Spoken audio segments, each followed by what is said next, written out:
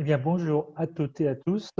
Il est heureux de vous retrouver pour cette nouvelle émission Ma vie en Personocratia, la conscience souveraine en action.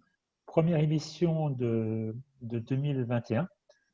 Et j'ai avec moi aujourd'hui Tundies. Bonjour Tundies. Bonjour. Tatiana. Bonjour. Alors on va faire la suite d'une émission qui a eu lieu à l'automne dernier concernant justement l'expérience de Tatiana avec les impôts et la prison. Bien sûr, si vous n'avez pas vu cette vidéo, bien, je mettrai le lien dans la description et je vous encourage bien sûr à la regarder. Mais avant de parler de ça, j'aimerais poser quelques questions à Tundies pour te connaître un petit peu mieux, ceux qui ne te connaissent pas. Et déjà, est-ce que tu pourrais nous en dire un petit peu plus sur ton prénom, sur Tundies, parce qu'il me semble que c'est pas ton prénom en fait. En fait, mon nom se compose de deux parties. La première partie, c'est Tunde, c'est mon nom hongroise, et la deuxième partie, c'est Dies. C'est qui je suis réellement. Et comme ça, mon nom est Tundies. Oui, au début, c'était juste un essai. Je me sentais un peu bizarre. Comment moi j'ose m'appeler Dies. Après, c'était choquant, la peur qui venait, bien sûr. Et comme ça, à la fin, j'ai décidé de garder ce nom et de voir mes peurs. Et oui, c'est pas si évident de prendre un nom enfin le nom de qui je suis, hein. Moi, je pense souvent à m'appeler Diez David, mais c'est pas encore tout le temps. C'est une responsabilité. Et qu'est-ce que je voulais te demander d'autre? Ah oui, et donc, est-ce que tu veux nous dire un petit mot sur sur ce que tu vis en ce moment ou ces derniers mois, sur ce qui se passe à l'intérieur de toi, sur quoi tu travailles? Au cours de l'année 2020, beaucoup de choses ont changé dans ma vie et je n'étais pas préparée de faire face ou d'accueillir toutes ces choses choquantes qui sont tombées sur moi d'un jour au lendemain. Donc, en conséquence, je me suis créé différentes maladies. Et avec ce que j'avais déjà avant, mon corps a réagi très dur. Comme ça, j'avais une seule solution, de commencer à regarder dans l'intérieur de moi et trouver des solutions qui m'aident à guérir mon corps. Je connaissais déjà bien avant la médecine de Hammer, que j'avais utilisée parfois. Mais là, c'était différent. Je devais vraiment savoir comment j'utilise sur moi. Et comme ça, moi, je trouvais beaucoup de vidéos sur Hammer en hongroise, plus de 150 sur YouTube. Ils sont faits par Dr. Budai, qui en fait, moi, je connais et il a participé aussi dans l'atelier de Personocratia au Canada, qui m'ont vraiment aidé à passer cette étape pleine de défis dans ma vie. Finalement, j'ai commencé à partager ces connaissances dans les ateliers de Personocratia.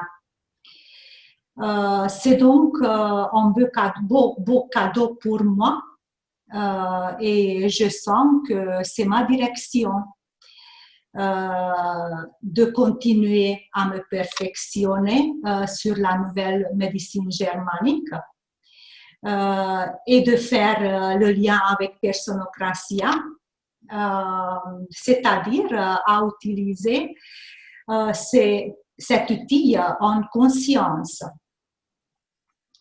Et bien sûr de partager aux autres parce que moi j'ai vu qu'il y a vraiment de intérêt sur cette médecine amère. Et on a vraiment besoin dans cette période difficile, ce qu'on vit maintenant. Je l'avais dit dans la vidéo que j'ai fait il y a quelques jours sur les actions concrètes pour 2021, qu'effectivement la santé c'est très important. Et puis comme je l'avais dit, je le redis, ben, s'il y a des personnes qui veulent plus d'informations, ben, je vais mettre ta nouvelle adresse email qui s'appelle, je sais plus, bon, je la mettrai dans la description. Mais en tout cas, s'il y en a qui veulent des informations, vous n'hésitez pas justement à envoyer vos questions à Tundies ou bien à moi, je lui ferai passer. Parce que c'est effectivement un sujet qui est vraiment d'actualité, de prendre soin de soi et de faire durer son corps. Hein. Et de faire le partage entre nous, bien sûr, parce que c'est à propos de ça. Moi, je ne suis pas une spécialiste amère. Moi, je fais de mon mieux et je peux partager mon expérience. Et oui, moi, je peux aussi écouter des vidéos dans différentes thématiques et déjà traduire des hongroises. Parce qu'on a pas mal, et cette personne, il a fait un grand travail et moi je le remercie et moi je pense qu'on a beaucoup de Hongroises qui sont reconnaissants pour son travail. Et d'autant qu'ici en France et puis dans un petit peu tous les pays autour, la Suisse, etc., que ce soit Hammer ou bien Biologie Totale, enfin tout ce qui est autour de cette façon de révolutionner la médecine, bah, évidemment, c'est totalement interdit. Alors qu'en Hongrie, ben, ils ont une capacité de proposer, enfin même les médecins, les docteurs ont la capacité de proposer cette médecine s'ils le souhaitent, quoi. Si moi je sais bien, cette personne, il a bien fini le médecin, il a travaillé dans le médecin traditionnel, dans la médecine traditionnelle, mais maintenant il est hors de système. Oui, bien sûr, parce que quand on se rend compte qu'en fait la médecine traditionnelle, mais en fait c'est l'inverse. Ce qu'il faut faire, c'est sûr qu'on peut plus faire les deux. Mais en tout cas, ce qui est intéressant avec cette personne, tu m'en as déjà parlé, c'est qu'en plus il a les connaissances quand même du corps, etc. Donc ça lui permet de faire le lien, évidemment, quoi. Mhm. Ok, bah écoute, super. On aura certainement l'occasion d'en reparler dans d'autres vidéos, même une fois, pourquoi pas, de faire la médecine germanique ou sur la biologie totale. Ça me paraît vraiment important. Et donc, on va passer à l'autre sujet, qui est donc la suite des aventures de Tatiana. Alors, pour résumer rapidement, la dernière fois, on en est resté au fait que, bien, après avoir décidé d'arrêter de payer tes impôts, puisque tu avais compris que bah, c'était en fait c'était la personne morale, c'était l'esclave qui a fait tous ses devoirs. En plus, l'argent, évidemment, il partait aux banques mondiales et il partait pas pour aider les gens. Hein. Tu avais décidé d'arrêter de collaborer avec le système. X années après, eh bien, ils ont fini par évidemment te retrouver. Et ça s'est terminé après multiples aventures. Ça s'est terminé qu'ils t'ont arrêté en fait. Je crois que tu étais dans ta voiture avec ta fille. Et ben, on s'est arrêté là la dernière fois. Donc l'idée, bah, c'est que tu reprennes là, et puis bien sûr, on va te guider un petit peu avec nos questions.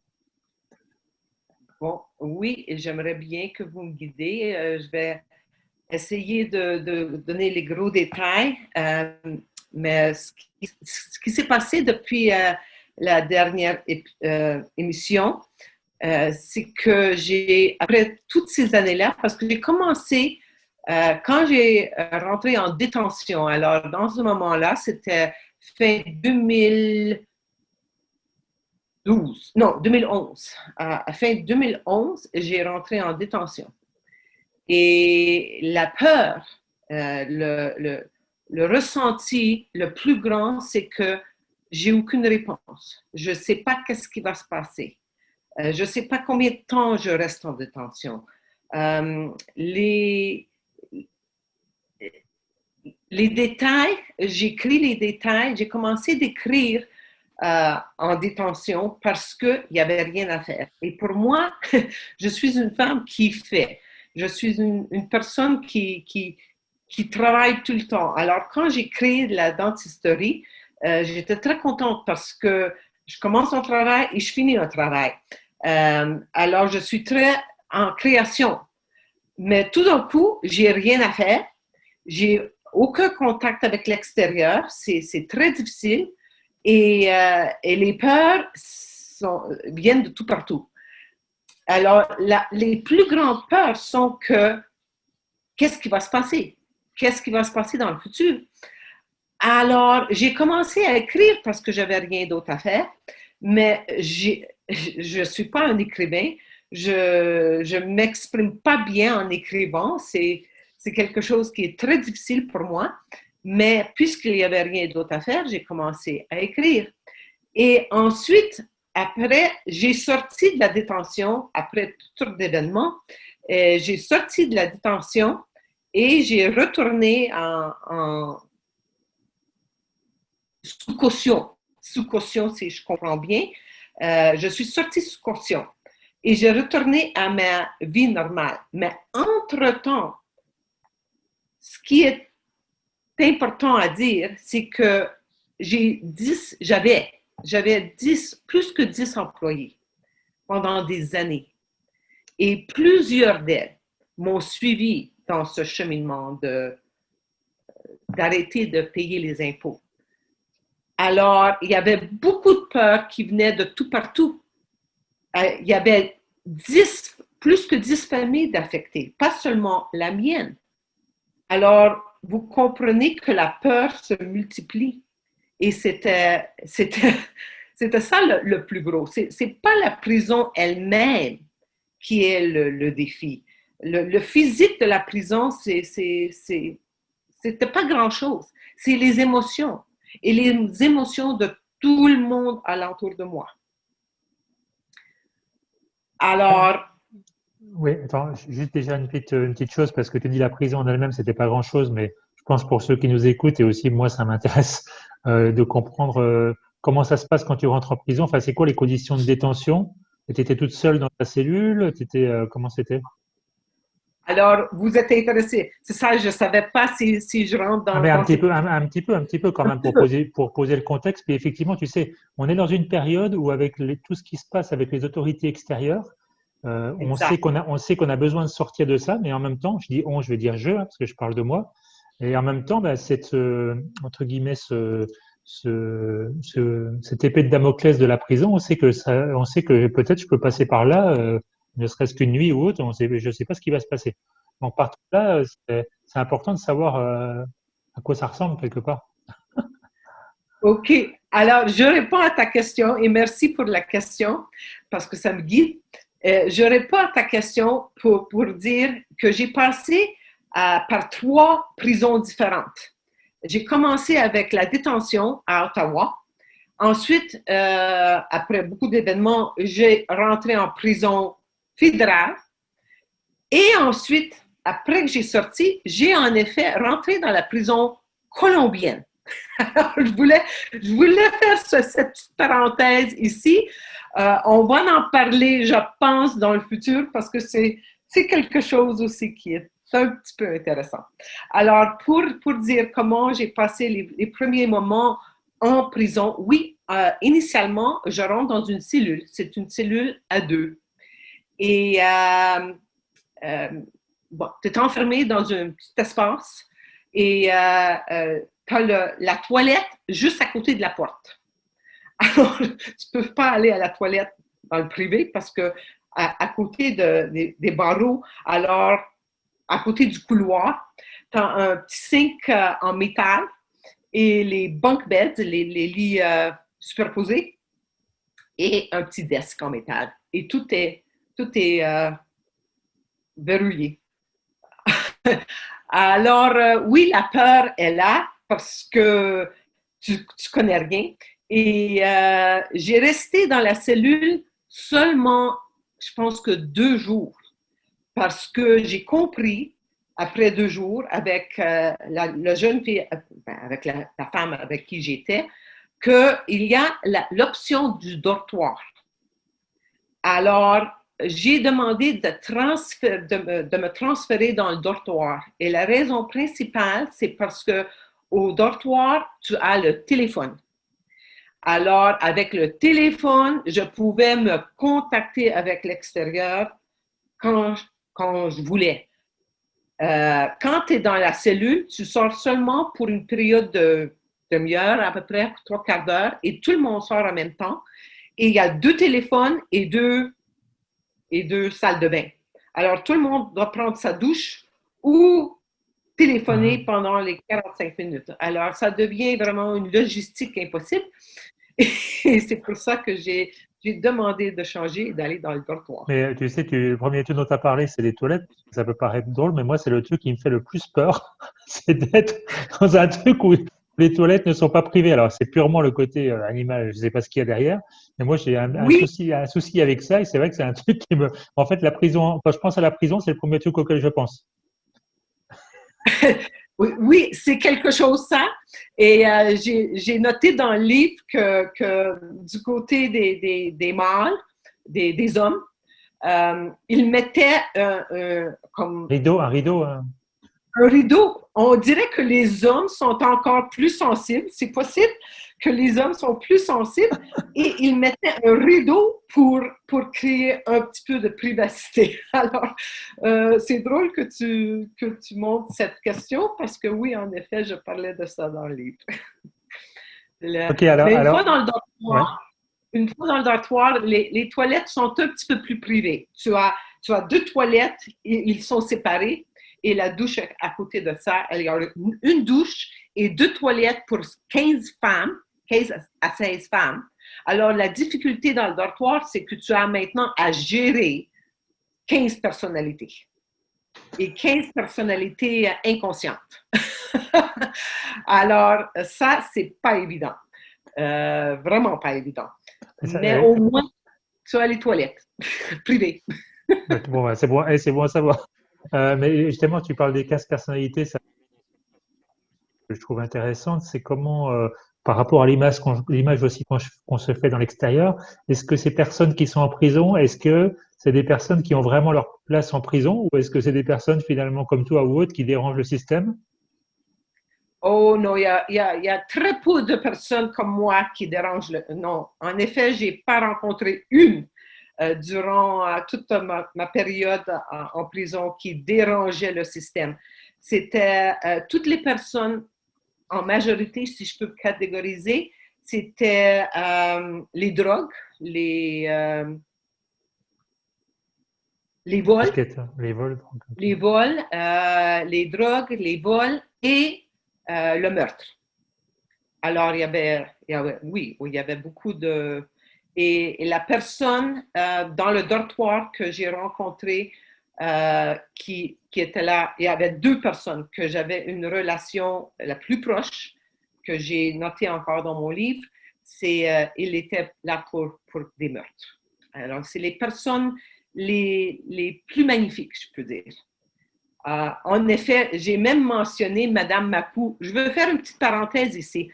Je peux mentionner son nom parce qu'elle m'a donné sa permission d'utiliser son nom. Et je l'ai écrit et je l'ai rédigé hier. Alors, excuse-moi. Alors, Madame Makou avait rentré en prison et elle a sorti avec moi. Alors, j'ai eu son petite histoire et je veux la mentionner ici à cause de ce que Tundies a dit. Madame Makou a été condamnée à 25 ans de prison parce qu'elle avait donné, c'était une personne holistique, comment on dit ça? Une Thérapeute ou non? thérapeute holistique. Et elle a donné un produit à une personne et cette personne est morte. Ils ont dit qu'elle est morte. La famille ont dit que la personne a mouru à cause de ce produit. Alors, Madame Makou s'est retrouvée en prison pour 25 ans à cause qu'elle a donné un produit holistique à une personne. Alors, imagine, cette femme sort à l'âge de... Elle avait 76 ans, 16 ans quand elle est sortie parce qu'elle était là pendant des années pour donner un produit holistique. Alors, tu imagines, comme j'ai dit, les personnes qui sont là pour la vie, comme 25 ans, c'est les personnes pour des meurtres, c'est les meilleures personnes, c'est les personnes les plus magnifiques que j'ai rencontrées en prison. Et En fait, Madame Macou était plus belle. c'était la question que je t'ai posée tout à l'heure et je pense qu'effectivement c'était ça la réponse que je te demandais s'il y avait des personnes surtout qui étaient là qui dérangeaient. Tu m'as dit non, mais en fait si, puisque ce sont que des gens qui dérangent en fait. Parce que cette personne, elle a rien fait de mal, sinon justement essayer de soigner d'une autre manière, quoi. Oui, oui, exactement. Exactement. Il y a toutes sortes d'histoires, c'est sûr. Quand j'ai répondu non, dérangeait dans le sens politique. Ah oui, dans le sens Dans le politique, sens, d'accord. euh, Toi, dans toi le sens tu te considères comme un résistant ou un combattant politique ou je sais pas à l'époque. exactement, je suis résistante. Les autres personnes ils ont tout son cheminement, mais les drogues addicts, les jeunes, sont les plus dérangeantes dans le dortoir parce qu'ils sont vraiment inconscients. Mais ceux qui sont là pour des meurtres, c'est des personnes matures, avec des histoires, et c'est des personnes magnifiques en général. Et je veux ajouter que durant tout mon temps en prison, j'ai eu des histoires. J'ai eu des histoires dans le dortoir et tout ça. C'est pas important de rentrer dans les détails. Mais en général, c'était une expérience, comme j'ai dit avant, une expérience magnifique, une expérience d'apprentissage incroyable qui a commencé en détention pour un petit bout de temps. J'ai resté en effet 6 semaines avant de sortir. Je voudrais demander comment ça se passe en journée dans le prison. Vous avez le droit de vous parler entre vous ou vous avez quelque travail ou qu'est-ce que vous faites en fait dans le prison? Oui, c'est une autre très bonne question. Pour moi, les 6 semaines que j'ai resté en détention était le pire temps de prison. Parce qu'une fois que tu es au fédéral et même au provincial, je n'étais pas allée au provincial, c'est tous des niveaux différents de prison. Au fédéral, tu as une vie quand même assez normale qui se crée. Mais en détention, dans ce dortoir, que malheureusement, ces personnes qui rentrent pour meurtre, mon ami Jen, qui a resté là dans le dortoir pour plus que 3 ans. 3 ans et 3 mois, je pense, en attendant sa sentence. Et pour moi, c'est incompréhensible comment tu peux supporter de vivre dans cet environnement de 15 femmes dans une salle sans rien à faire. Sans rien à faire. Lucie, ma copine d'âme, elle était là aussi pour un meurtre. Elle a travaillé pour faire le lavage. Alors, elle travaillait pour laver toutes les choses. Alors, quand tu as un peu d'ouvrage à faire, c'est mieux parce que quand même, tu fais quelque chose. La paye que tu reçois, c'est pour la semaine, tu reçois 2 sacs de chips et une barre de chocolat. Ça, c'est la paye pour l'ouvrage de la semaine. Mais ce n'est pas important, ça. Ce qui est important, c'est qu'au moins, elle a quelque chose à faire. Sinon, tu es là dans le dortoir, assis sur le lit. Les femmes sont dans leur lit, couchées ou assis sur leur lit à journée longue. Moi aussi, je ne pouvais pas supporter ça. Moi, je me lève de mon lit. Une fois que je suis debout, je me lève de mon lit et je ne reviens pas dans mon lit tant que je ne vais pas me coucher. Alors, moi, je restais sur les 2 tables. Il y avait 2 tables en métal en avant et je m'assoyais là. Il y avait 8 places alentour des tables en avant, mais il y a 15 femmes dans le dortoir. Alors, quand l'alimentation, les soupers, les dîners rentrent, la majorité des femmes prennent leurs choses et vont dans leur lit une autre fois. Alors, tu manges dans ton lit.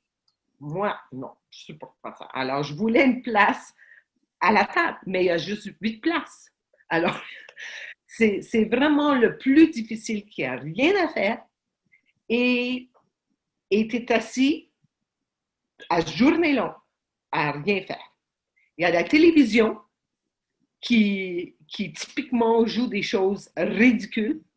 Alors, tu écoutes, et tout le dortoir, bien sûr, les 15 femmes doivent écouter la même émission parce que c'est ça. Alors, la télévision est là pour écouter. C'est pour ça que j'ai commencé à écrire parce que on lit, on a une petite bibliothèque. Alors, les livres rentrent dans un chariot de livres. On a une petite bibliothèque. Alors, on lit beaucoup, les femmes lisent beaucoup, mais même à ça, la plupart sont drogués et ils dorment. Ils dorment à journée longue. Pour 6 semaines, pour moi, c'était comme insupportable. Oui, juste, on l'a pas précisé avant pour les personnes qui nous écoutent ne soient pas perdues. On rentrera dans les détails après, mais effectivement, tu as eu ces 6 semaines. Après, tu as été libéré sous caution, comme tu as dit, puis après, tu as été en prison où tu as fait autour de 2 ans, où là, tu as été dans d'autres types de prisons où tu pouvais travailler, mais dans celle-là, effectivement, tu es dans le dortoir et puis tu attends, quoi. Oui, ça, c'est l'expérience, pas seulement que le dortoir, l'expérience du dortoir où tu n'as rien à faire qui est très difficile, mais aussi que tu ne sais pas qu'est-ce qui va se passer. Alors, c'est là que l'émotion rentre, parce que moi, j'avais 10 femmes qui travaillaient pour moi dans le cabinet dentaire. Alors, c'est 10 familles qui sont affectées. Et je recevais des messages. Ces femmes qui ont travaillé pour moi pendant 20 ans, 10 ans, 15 ans, quelques-unes m'avaient suivi dans ce cheminement d'arrêter de payer les impôts. Et alors, ils avaient tous peur, qu'est-ce qui va se passer avec eux, mais la plus grande peur, c'est leur boulot. Qu'est-ce qui va se passer avec leur paye? Ils ne vont pas recevoir leur paye. Qu'est-ce qui va se passer avec l'entreprise ou le cabinet dentaire? Alors, c'est les questions. C'est quand tu n'as pas de réponse à qu'est-ce qui va se passer dans le futur, c'est ça la souffrance. La souffrance tu peux gérer toutes les difficultés du dortoir, des toilettes, de la bouffe, rien à faire. Tout ça, c'est physique et ça se gère. Mais les émotions, ça, c'est un autre niveau. Et justement, pour faire le lien donc avec la suite, donc après ces quelques semaines de détention compliquée, donc tu es sorti sous caution et là donc c'est là que tu es allé à ton premier atelier Personocratia, c'est ça? Exactement. Merci pour me faire rappeler ça. Mon mari, dans le temps, quand j'ai sorti, immédiatement, Lee m'a dit, mon conjoint, Lee m'a dit, appelle Guy. Appelle Guy. Comment je peux appeler Guy? C'est une grande femme, c'est une femme importante. Non, je ne peux pas juste appeler une personne qui est si importante que ça. Il me répète, appelle Guy.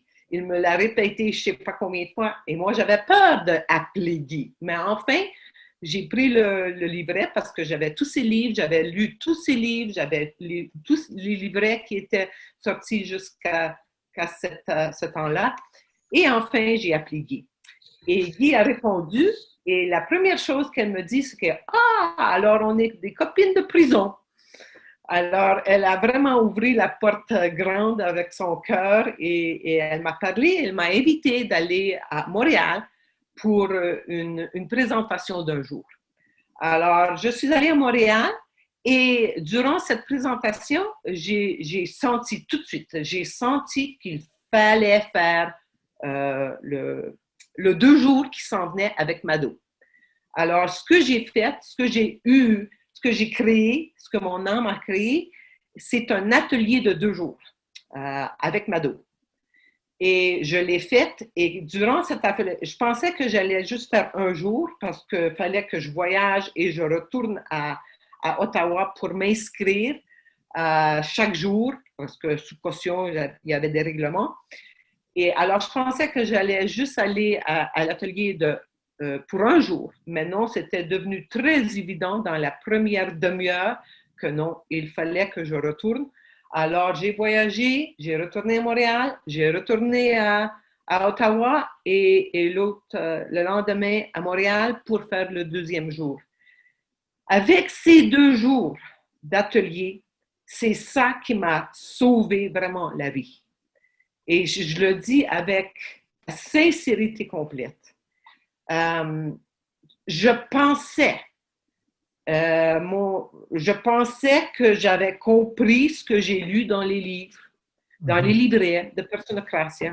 Je pensais que j'avais une compréhension de ce qui est écrit, mais en effet, je me suis rendu compte que non, les détails, l'intégration de ce qu'on lit ne se fait pas. Au moins pour moi, ça ne s'est pas fait du tout. C'est superficiel, c'est une connaissance qui vient, qui rentre et ensuite elle va quelque part et c'est pas intégré. Et sans cette intégration que j'ai pu faire durant les 2 jours avec Mado en atelier, c'est ça qui m'a vraiment, vraiment aidé durant les 2 ans de prison qui sont venus après. Parce que je me suis rendu compte aussi que non, je peux pas continuer parce que le système, sous caution, le système voulait, le système c'est ma création, c'est sûr, mais il voulait que je retourne en mouton blanc et retourne à payer mes taxes et refaire la vie normale pour que tous les moutons blancs et noirs voient qu'est-ce qui se passe quand tu suis pas la direction qu'il faut suivre. Oui, alors en fait, effectivement, donc ce que je comprends, c'est que après tu étais sous caution, mais que bon, pour que tu restes dans cette situation et que tu retournes pas en prison, comme tu dis, il fallait que tu te soumettes à un certain nombre de choses, j'imagine. Et donc, qu'est-ce qui s'est passé finalement que tu es retourné en prison? Bon, mais je me suis pas inscrit. Il fallait que je m'inscrive chaque jour. Tu dis inscrire, ça veut dire comment on appelle ça en français, je sais plus, mais oui, que tu t'enregistres tous les jours, que tu ailles pointer au commissariat ou quelque chose comme ça. Exactement, c'était RCMP, la police montée du Canada. Et en fait, quand j'ai parlé avec Guy, je me suis rendu compte que elle m'a expliqué après les ateliers. J'ai rencontré Guy une autre fois à Montréal en privé. Et elle m'a expliqué que j'ai vraiment le choix. Je peux faire une entente avec eux et payer, faire des paiements, faire des versements de tous ces taxes qui étaient pas payées et revenir dans la vie normale.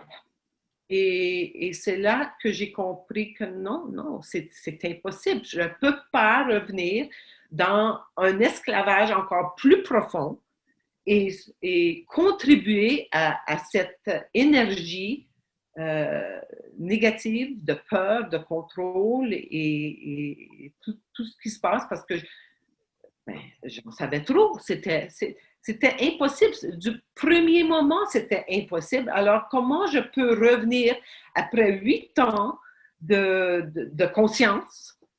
Comment je peux fermer ma conscience et retourner par en arrière? C'était impossible. Alors, j'ai fait la même chose que Guy. J'ai essayé d'aller en cours et de mettre en évidence que le non est mort. La mort Du citoyen, quoi. Du citoyen, merci. La mort du citoyen. Alors, ils ont ri dans la cour, c'était vraiment laughed out of the court. Et c'était, hey, la idiote. Quelle idiote. Mon père était là et c'était vraiment l'énergie en cours. C'était évident que tout le monde riait de moi d'une façon très forte. Alors, 2 jours après ça, j'ai été arrêtée une autre fois dans ma maison, mais cette fois-là, je savais qu'ils viennent pour moi. Alors, j'étais plus préparée. Mes parents étaient là, mon fils était là, et j'étais arrêtée une autre fois et remis dans le dortoir. Attends, je fais remis dans le dortoir.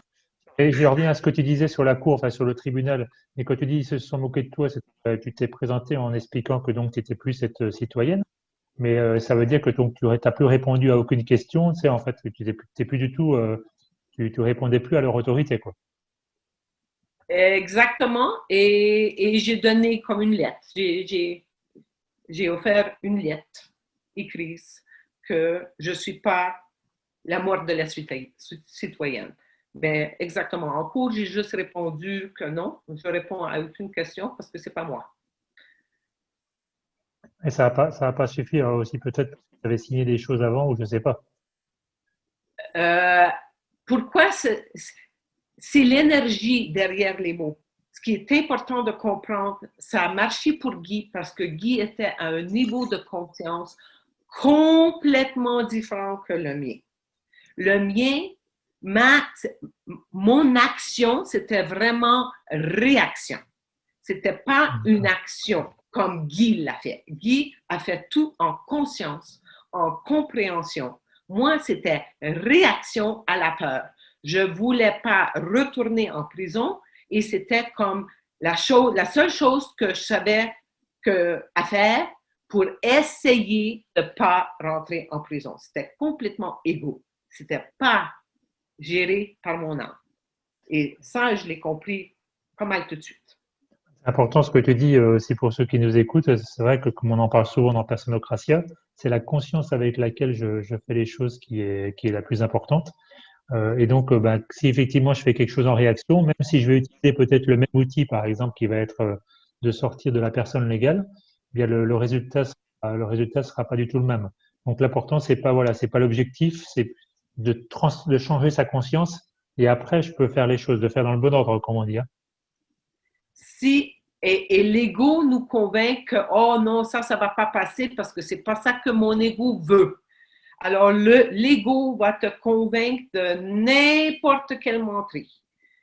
Bon, mais j'ai vécu et c'est pour ça que moi, j'avais besoin, c'est clair, et c'est pour ça qu'en écrivant mon livre et aujourd'hui en relisant mon livre, parce qu'enfin, c'est traduit en français, c'est fini la traduction en français après toutes ces années, c'est intéressant que j'ai fini mon livre en anglais il y a comme 6 ans et juste maintenant, c'est la traduction. Oh, merci Nicole Dumont, parce que Nicole Dumont, qui est une copine de Nicole qu'on connaît, sont venus ici en Colombie et elle m'a promis d'aider à corriger mon français et elle vient de le faire.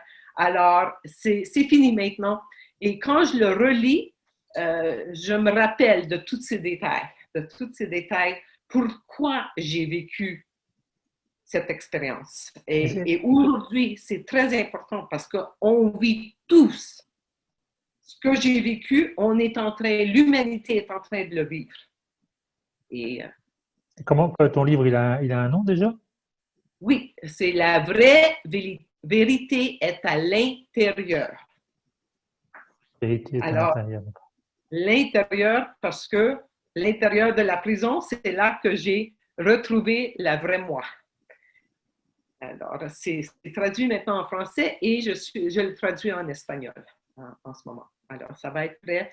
C'est juste, ça devait être prêt maintenant parce que c'est maintenant que les personnes ont besoin de comprendre,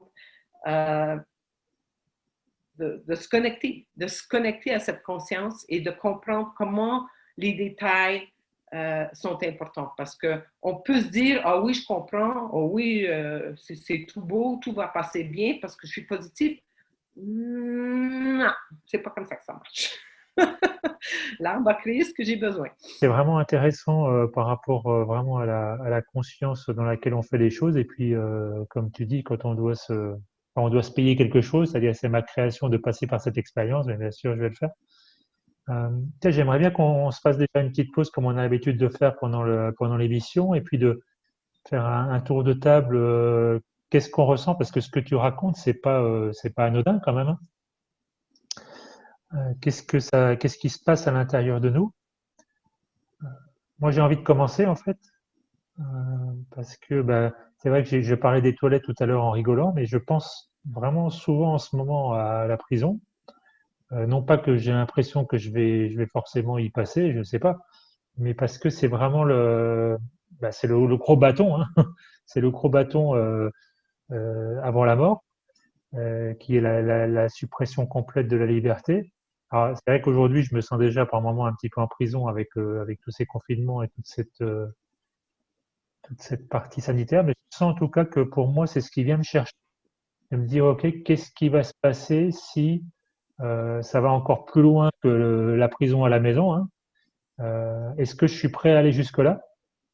Toi, je me vois pas du tout me battre avec les gendarmes ou autres, mais il est possible, comme je l'ai déjà dit, qu'un jour, je décide de ne pas décliner mon identité et je ne sais pas ce qui va se passer.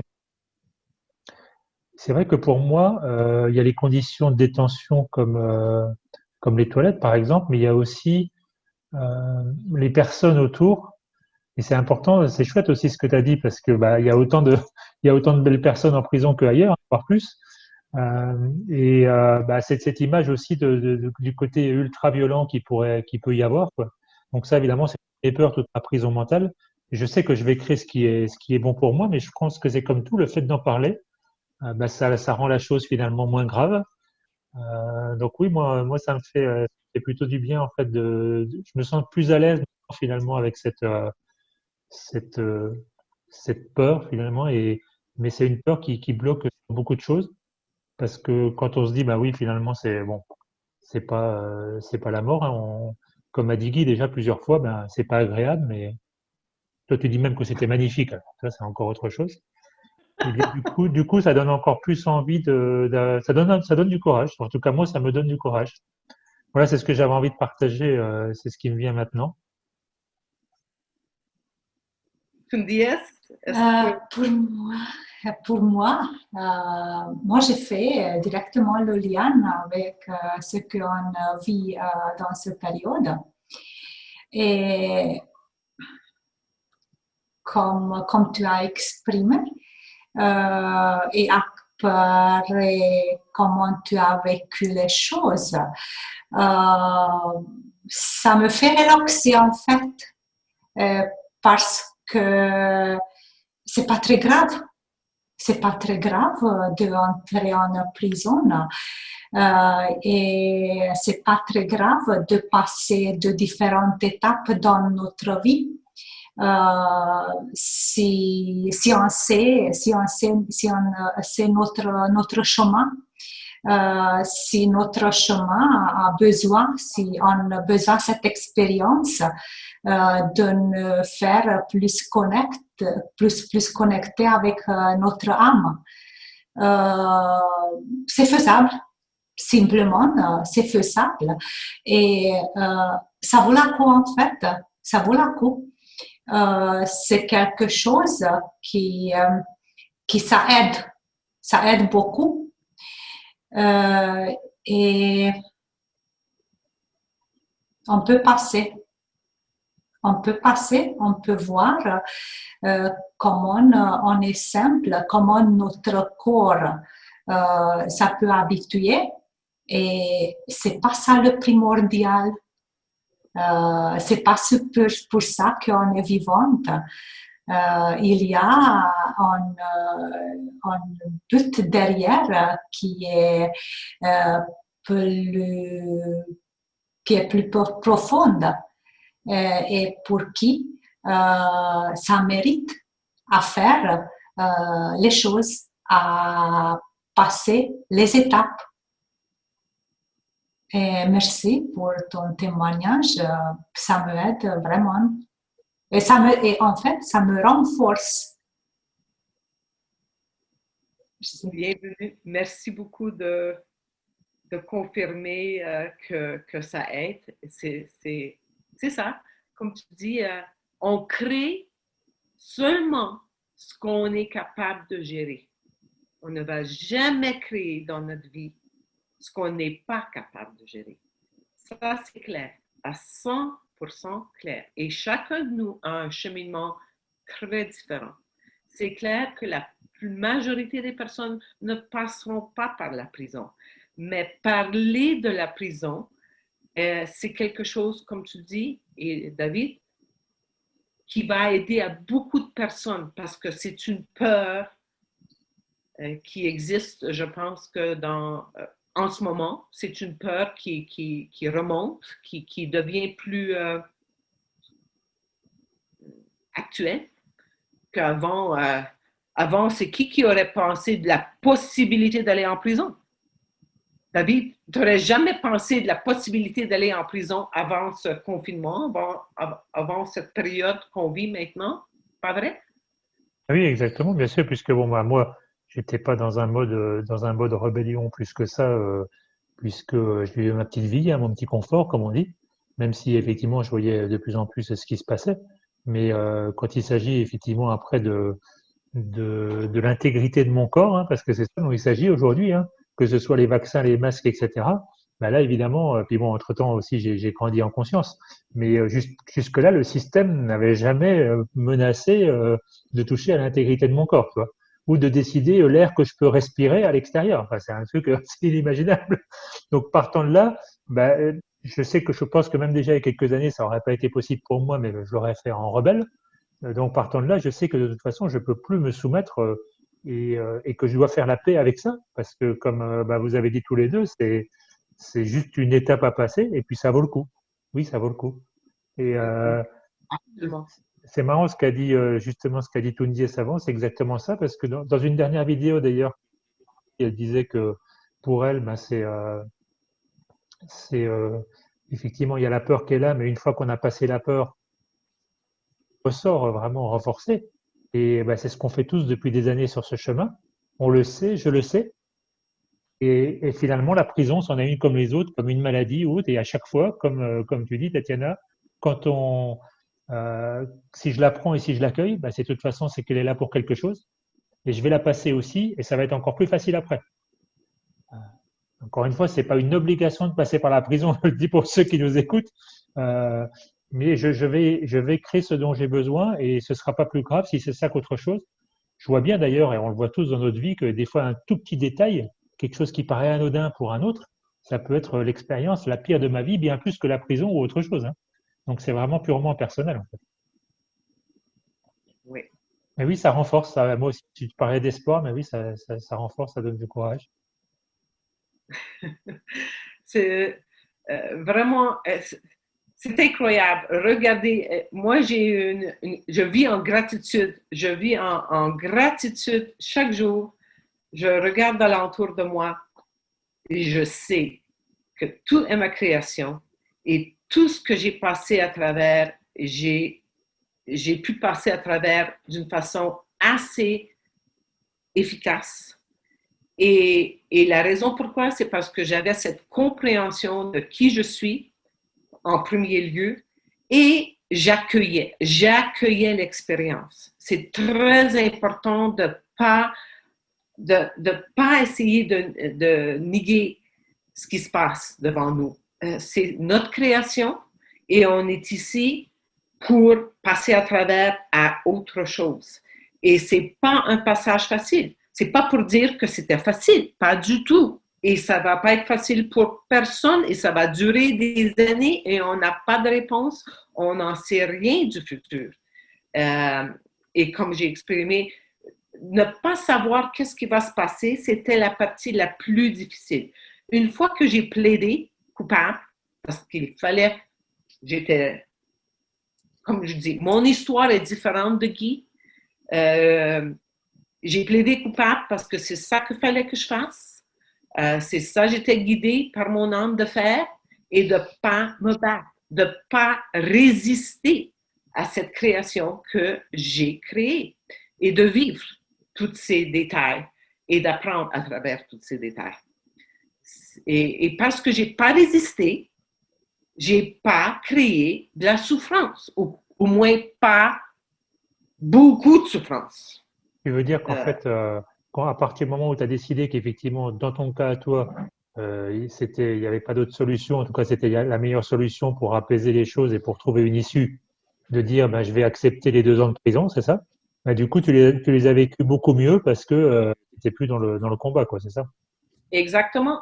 Et une fois que j'étais en prison, c'était toute une autre vie. C'était vraiment une vie très bien, très bien. Je décris les détails encore dans le livre et c'est pas important de vraiment décrire les détails, à moins que vous avez des questions spécifiques.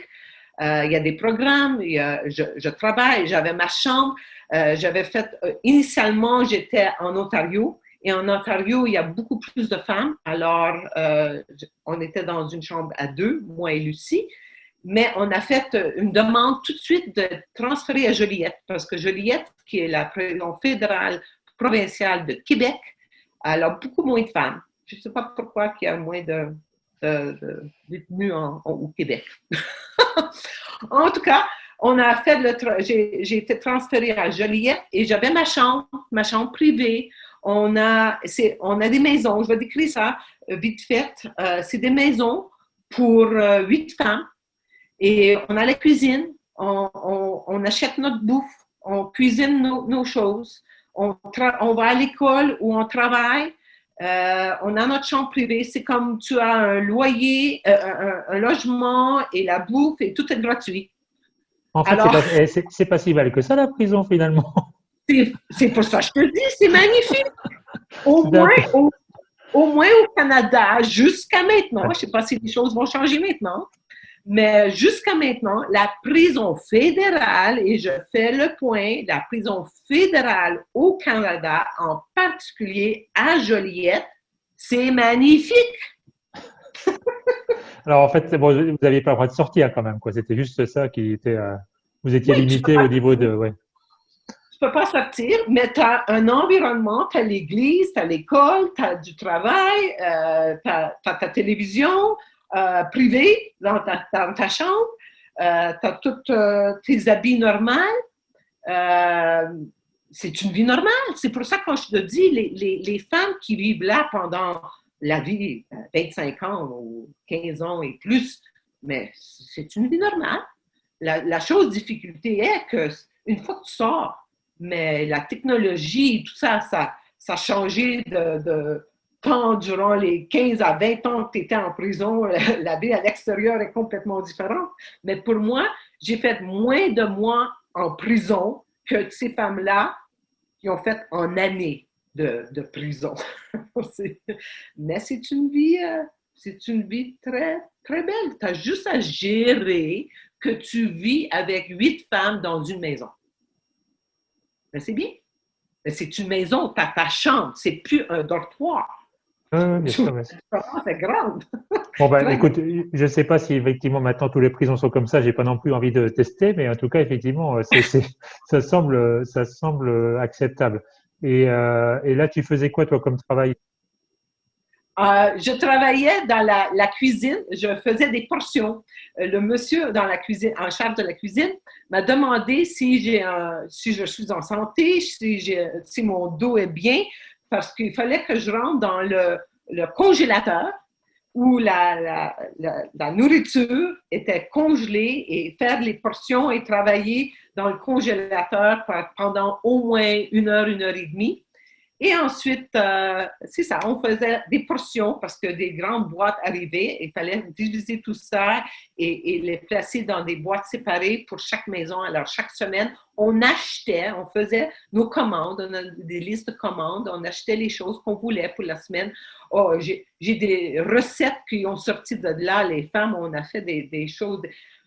Les femmes grossissent pour pas grossir en prison, c'est vraiment un défi parce que tu as beaucoup de bouffe et tout est gratuit.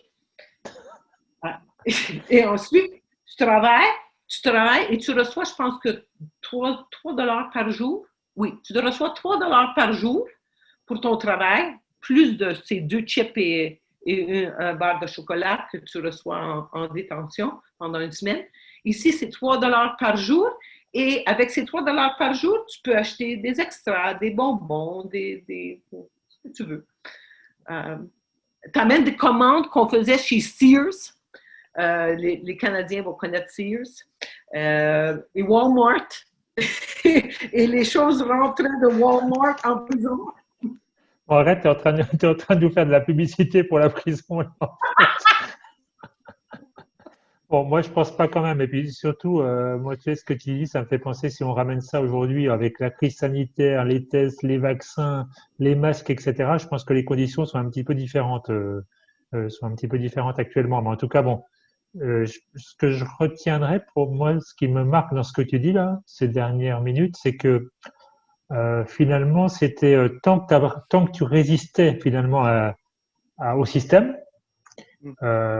puisque tu le vivais avec ce côté rebelle, c'est là que tu as eu la plus grosse souffrance. Et puis finalement, après, tu t'es fait un cadeau, tout à fait, entre guillemets, plus facile à vivre pendant les 2 ans, quoi. La chose difficulté, c'est que tu es séparé de ta vie normale et tout dans ma vie normale se défaisait. Je perdais tout ma pratique dentaire, toute ma vie d'ego, ma création, ma vie d'ego se défaisait partout, la famille, les relations. Alors, encore, je reviens. Le physique, la vie physique en prison, c'est très bien. C'est les émotions qui sont très difficiles à gérer. Parce que ça, c'est tout un autre niveau. Hein? Et c'est pour ça, en écrivant mon livre, j'étais capable, et en communiquant avec mon conjoint et faisant ces échanges, j'étais vraiment capable d'intégrer. Et ce qui est très intéressant pour moi, c'est qu'en le relisant, mon livre maintenant en français et le traduisant en espagnol, c'est vraiment incroyable comment tout ce que j'ai écrit là, il y a 8 ans, de ça s'applique encore plus aujourd'hui. S'il y a une chose que tu voulais nous dire, ou s'il y a juste un sentiment ou juste quelque chose de spécial que tu as vécu dans la prison, tu peux parler à propos de quoi? Oui, j'ai fait connexion avec mon âme en prison. C'est pour ça le titre de mon livre. La vraie vérité est à l'intérieur. J'ai fait le contact avec mon âme à l'intérieur, en prison. C'est là que j'ai rencontré mon âme. Et juste maintenant, 8 ans plus tard presque, ou 7 ans plus tard, que j'ai vraiment accompli un autre saut à cause de ce COVID. Parce que ce COVID m'a fait comprendre que ma famille n'est pas où ce que je veux qu'ils soient sur le niveau évolutif. Je veux qu'ils comprennent. Mon ego veut qu'ils n'acceptent pas le vaccin. Mais ce que mon ego veut n'est pas la création de leur âme. Et moi, je dois accepter ça. Et ça, c'est accepter que chacun de nous a notre libre arbitre et chacun de nous a notre cheminement. Et même si c'est ma famille, c'est mes enfants, c'est ma mère, c'est ma soeur, il n'y a pas d'importance. C'est des êtres humains, c'est des âmes individuelles avec leur cheminement individuel et j'ai rien à faire à me mettre là-dedans. Tu sais, c'est souvent c'est quelque chose qui me vient aussi assez régulièrement quand je m'inquiète pour les autres ou quand j'essaye de changer les autres, justement, de me rappeler bien sûr que c'est que moi, si moi j'ai une âme, je le sais, donc ça veut dire qu'eux, ils en ont une aussi, et donc ils ont leur propre vie, leur propre création. Mais des fois, quand même, ça revient toujours un peu comme toi, le fait de vouloir quand même encore aller à l'extérieur. Puis je me dis pourquoi? Puisque je sais que, et en fait, je me rends compte que c'est toujours une question de foi, c'est-à-dire que quand j'ai confiance en moi à 100% totalement, la question se pose pas. Par contre, si je manque un petit peu de confiance en moi, si je suis un peu plus fébrile, eh ben là tout de suite mon regard il va se porter en fait sur l'autre et puis il va commencer à essayer de vouloir convaincre l'autre, changer l'autre. Enfin, c'est toujours la même chose, c'est un peu cette lutte pour l'énergie qui est la seule vérité, parce qu'au final, je sais, bien sûr que, mais ça me fait plaisir de m'orienter sur l'autre, et puis par exemple d'essayer de lui sauver la vie. Hein. Je retombe dans mes rôles, etc. Bon, un peu moins, mais je vois encore effectivement ce miroir, alors que oui, je le sais, que lui, il a sa propre vie, et moi, je peux juste partager ma vérité, et je peux rien changer pour lui, et c'est pas grave, et c'est comme ça, tout est parfait, comme on dit. Mais c'est pas toujours évident. C'est pas évident et c'est plus facile de dire que de faire. Oh oui, oh oui. Mais c'est en le faisant qu'on voit justement où on en est. On voit que c'est encore difficile. Si je fais pas, ben, je reste dans la théorie, hein, l'enseignement, tu vois, et puis donc là, c'est la mise en pratique en ce moment. Hein. On y échappe. Exactement, exactement. Tu me dis, Ça me vient beaucoup de choses en vous entendant. Par exemple, moi, je me sens plus détachée parce que j'habite en France et ma famille, ils sont en Transylvanie. J'avais aussi beaucoup de tentatives de leur expliquer, spécialement pour mon fils, différentes choses. Mais c'est pas toujours comment moi je crois que sont les choses pour eux. Si moi je parle et moi si moi je vraiment veux entendre mon fils par exemple, je réalise qu'en fait il avance pas comme moi je veux qu'il avance ou pas dans la direction ce que moi je voulais pour lui. Mais en fait, il a fait le grande étape et il passe le grande étape. Et après que moi j'ai réalisé ça exactement dans la dernière conversation avec mon fils, je suis vraiment soulagé? soulagée et moi je remercie mon âme en fait qu'on est ensemble, qu'on fait les choses différemment et la direction c'est la même. Bah, je vous propose tout simplement, comme d'habitude, pour se donner le mot de la fin, la conclusion, qu'est-ce que qu'est-ce qu'on a envie de dire pour terminer, qu'est-ce qui est vivant maintenant? Bon, pour moi, je vous remercie encore une fois de m'offrir cette opportunité de partager cette histoire et avec, avec ce partage, donner la possibilité pour que d'autres sentent qu'il y a vraiment une solution. Mais il y a vraiment juste une solution. Je reviens, il y a beaucoup de personnes tout partout qui parlent de solutions, mais il y a juste une solution. Et cette solution, c'est contacter son âme et faire ce contact avec mon âme. Et c'est pas facile, c'est quelque chose, mais c'est pas facile, mais ça se fait. Et je sais que je vais me transformer dans cette vie.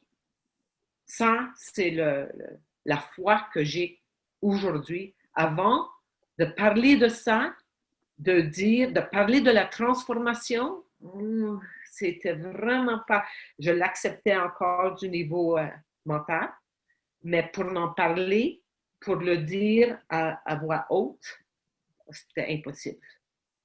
Aujourd'hui, je le dis.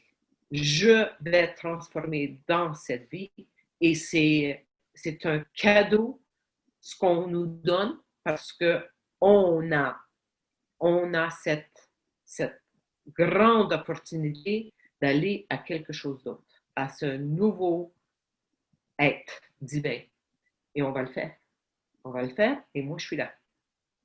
Alors, je vous remercie et on continue parce que c'est un cheminement. C'est pas achevé, pas du tout. On continue. Adieu. Comme conclusion, moi, je voudrais dire juste tout est parfait. C'est mon sentiment, c'est mon ressentiment maintenant. C'est comme moi, je me sens vraiment.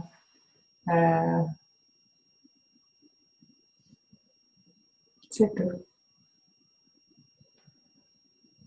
Oh oui, ça me donne de la gratitude.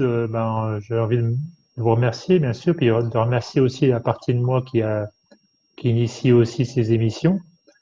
Parce que c'est vrai que de parler de ces peurs, finalement, c'est quelque chose qui est tellement important de voir que, comme on vient de le voir avec la prison, comme moi j'ai parlé de ce qui me faisait peur, par exemple, en prison, c'est de voir à quel point c'est ridicule. Mais tant que je le garde à l'intérieur, ça prend une importance incroyable. Et dès que j'en parle, effectivement, ou dès que j'en parle avec d'autres, ou dès que d'autres parlent de leur expérience, ça prend une toute autre dimension. Puis je me rends compte qu'effectivement, comme dit Guy, c'est que l'ombre de l'amour, c'est que c'est rien, tout ça, j'ai juste à enlever ce voile. Hein, c'est ça l'apocalypse, hein, c'est enlever le voile. Donc je pense que c'est vraiment ce qui se passe en ce moment. Aujourd'hui, ça me conforte encore plus dans l'importance de ce travail qu'on fait ensemble, nous et d'autres, hein, de simplement de partager notre vérité, de dire ce qui nous fait peur. Et puis ça rejoint ce que tu as dit, Tatiana, ça ramène à l'étape ultime qui est je me rappelle de qui je suis et puis je fais le couple à l'intérieur de moi. Moi aussi, j'y crois et je sais que la transformation, c'est maintenant, c'est dans cette vie. Donc j'ai vraiment aucun doute là-dessus et je vais continuer à m'occuper de mes peurs encore plus avec peut-être de manière plus courageuse et plus déterminée encore pour 2021. Tout est parfait et à dièse. Merci beaucoup à toutes les deux. On se retrouve dans une autre émission. Bye bye. Bye bye.